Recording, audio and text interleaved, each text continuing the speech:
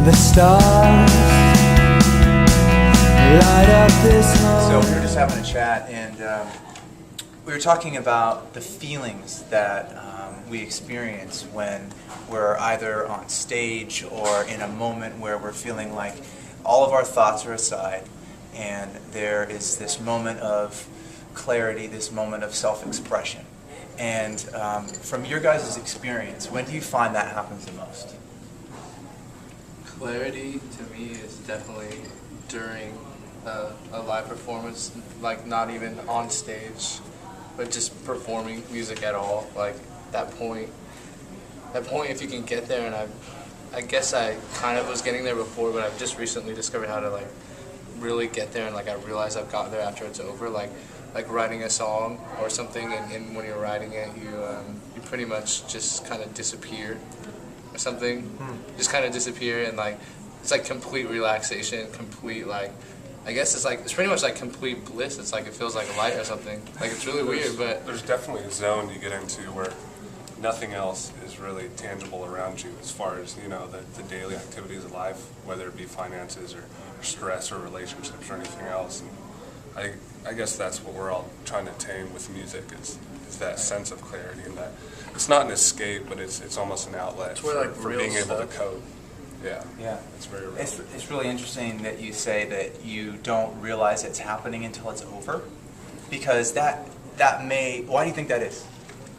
I think, I don't know, there's a couple ways I guess you could go with that. One is like, almost like you're like transcending or something, or you're seeing or becoming a part of something bigger at the same time as being yourself. Transcending what exactly would you say? I guess consciousness, like your energy is like touching other energies maybe, or allowing them to come in, or you're going out and another one's coming in, but like you're still yourself. I don't quite really understand it. I just have been learning about how it feels and like what it can do, you know? Sure. I wonder if the reason that you don't know it's happening until it's over is that during that moment when you're feeling so open and connected, there is and there has to be no self-consciousness whatsoever.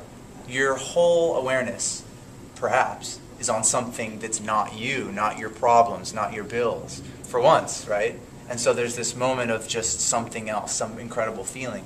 And then afterward, the mind comes back in maybe and goes, oh, that was awesome, right? That analytical part.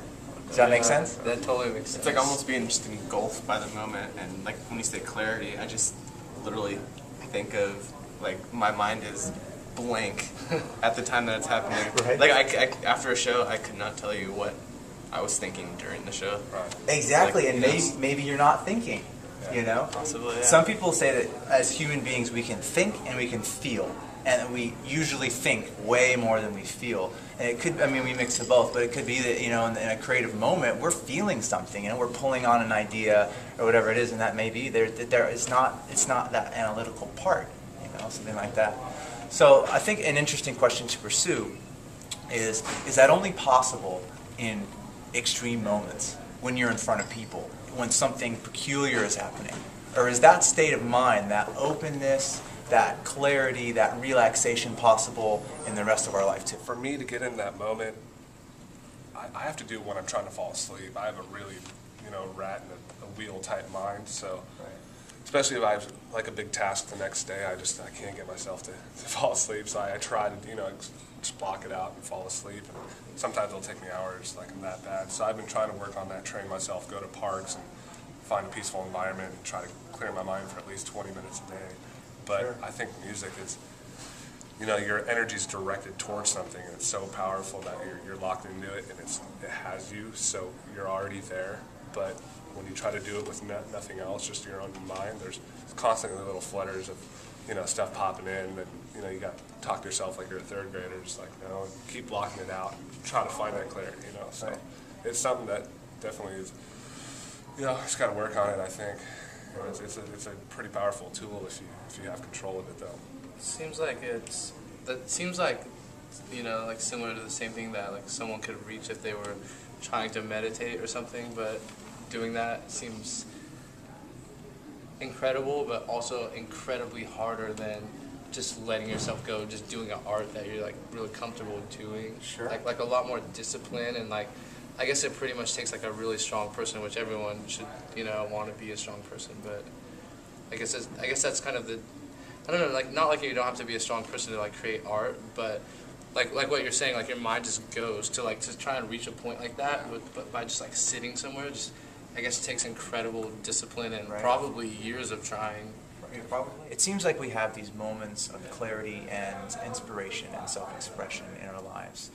But when we are not in a unique situation like on stage or falling in love, that the mind comes in, that worries can come in, and that those may be based on fundamental fears.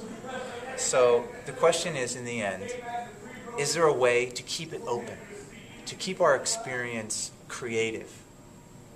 And based on the things we talked about, do you guys think that that is even a possibility? To stay, even if it's a percentage basis, to stay more in a place of self-expression and creativity?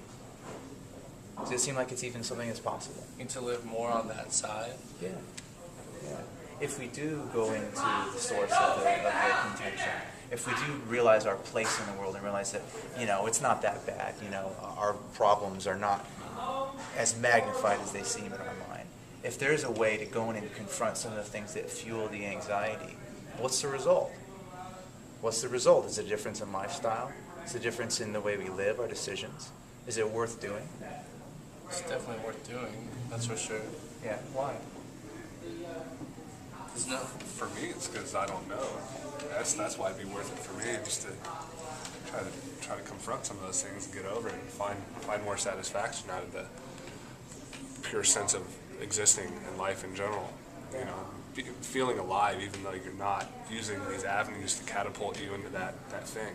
I want to, if I had the choice, I would feel like I got done playing a show or something like that 24 hours a day. Why not? You know, that's the greatest feeling. Why not? I mean, have you ever had the experience where you're walking down the street and the trees become alive and all of a sudden you have this space, the same space you have when you're on stage, but nothing peculiar is happening? Without drugs? Well, yeah, with or without. But nonetheless, it does seem like it's possible. So if it's a factor, the question is it a factor we can control? You know what I'm saying? Can we get more juice out of life?